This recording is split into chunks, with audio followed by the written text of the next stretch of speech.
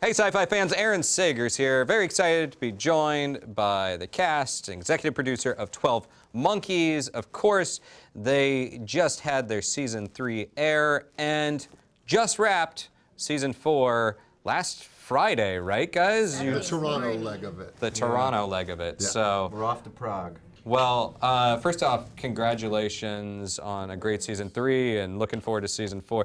As you're sort of packing up the stories and sending it off, do you feel sort of satisfied with how the show and the stories have wrapped up? And actually, Aaron, I want to hear from you on that. Yeah, I mean, you know, Cole has an amazing journey, and he starts off, you know, sort of dead. He comes from a dead world, and he is walking dead in a way, and he's ready to erase himself and throw what life he has left away in pursuit of this mission.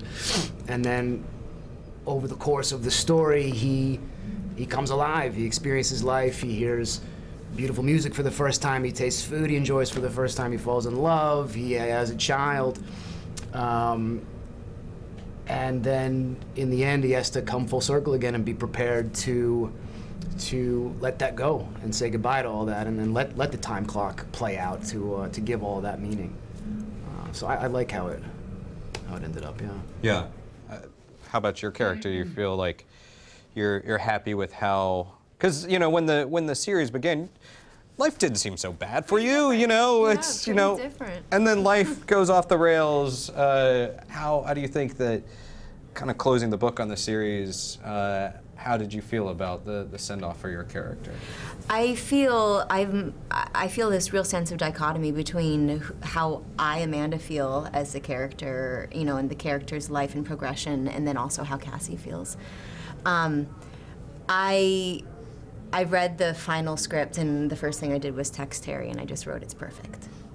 It's beautiful. And it also made me really emotional to just think about whether I did everything I could for her. Oh, you did. You don't have to worry about that. Yeah, but it does make me nervous because it's so beautifully written, and the characters and relationships are so beautifully developed by every single person sitting here and the ones that we don't have here in the room. And I want to make sure that I gave every single person the time and the energy off camera and on camera that I could have to make this epic story everything that it should be for audiences and for us at the end of the day.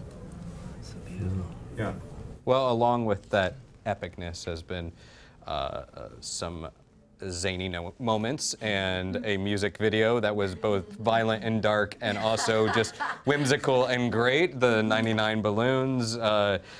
So was that a highlight for you for this entire series, doing that music video? I mean, that was definitely a highlight. I think it's also a highlight for my life. I now have a karaoke party trick that no one can match, like doing the original German. But yeah, that was definitely a highlight, but also seeing the crew take on Jennifer Goings' personality a bit, like when they did the set deck and stuff, everyone was kind of living out how Jennifer would do it, and that was the biggest highlight for me, seeing everybody get to take on Jennifer in her play.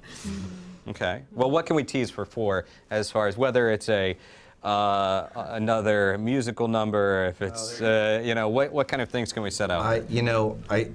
There's too many to mention. I think every one of these actors here, and the ones that aren't here, are so inspirational. So.